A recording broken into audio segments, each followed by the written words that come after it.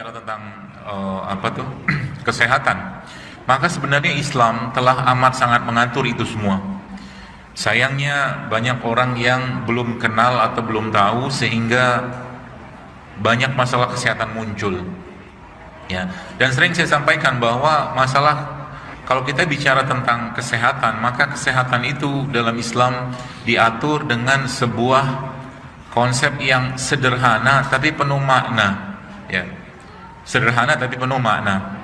Yaitu apa? Yaitu Nabi SAW menyampaikan atau bersabda dalam sebuah hadis, ala wa innal fil jasad mudghah iza sholaha sholah jasadu kulluhu wa iza fasadat fasada jasadu kulluhu. Jadi Nabi katakan bahwa dalam tubuh manusia terdapat segumpal daging. Daging itu baiklah semua, daging itu rusaklah semua. Jadi sebenarnya daging ini yang kita kenal dengan hati atau kolbu ini sebenarnya dialah kata kunci semuanya. Jadi orang-orang yang mampu mengatur atau mengendalikan daging ini, teman-teman sekalian, maka dia akan mampu mengatur banyak hal. Kalau orang mampu mengatur daging ini, maka dia mampu mengatur banyak hal. Ya, daging ini yang kita kenal, saya sampaikan, kolbu ya. Dan penyakit kolbu inilah penyakit yang saat ini banyak melanda umat dan bahkan kita sendiri mungkin. Ya, kita sendiri mungkin banyak mengalami penyakit ini. Jadi semua penyakit fisik akan dimulai dari penyakit kolbu. Jadi kalau bisa dibuktikan, bisa.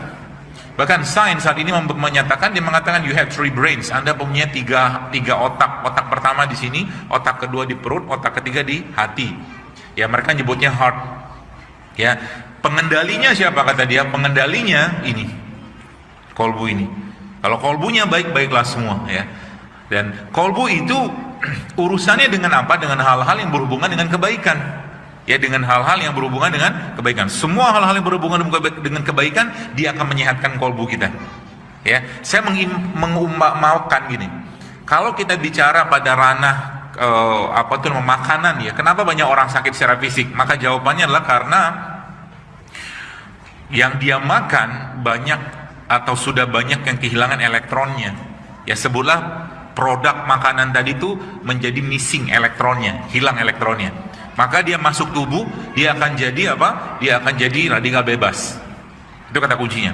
Nah, bicara pada hati, teman-teman sekalian, maka bicara pada ranah kolbu, maka dosanya seseorang itu adalah radikal bebasnya untuk kolbunya. Paham ya? Jadi dosanya seseorang itu adalah radikal bebas untuk kolbunya. Semakin banyak kolbunya itu bermasalah dengan hal-hal yang sifatnya sifatnya sebenarnya non fisik, maka masalah berikutnya nanti pada fisiknya. Baik, beginilah, simpel lagi lah.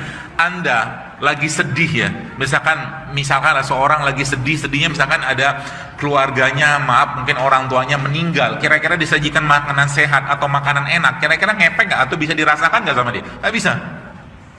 Ya, jadi mau sesehat apapun makanan, mau sesehat apapun minuman, kalau seandainya kolbunya sedang tidak damai, nyaman, tentram, bahagia, maka yang masuk tadi tidak bisa terserap dengan sempurna. Itu kata kuncinya.